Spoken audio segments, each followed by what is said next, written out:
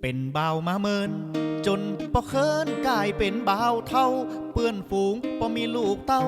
ส่วนตัวเฮาเมียยังบ่มีบ่ใจบ่เอาแต่เฮาให้เสาะคนดีๆเป็นบ่าวโสดมา40 ปีรอคอยคนดี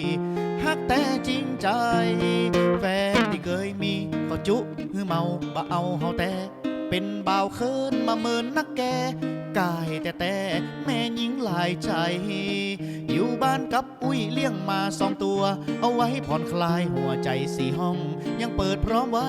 ฮือสาวๆเข้ามาจับจองงอมบ่เฮ้ยใครได้เมีย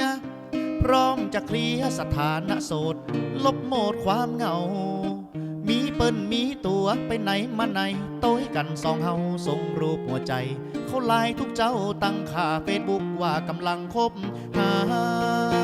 กายละเนออยู่คนเดียวมันเปลี่ยวหัวใจปอจะมีภาย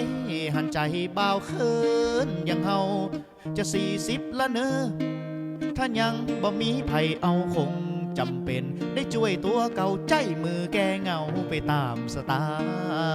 ล์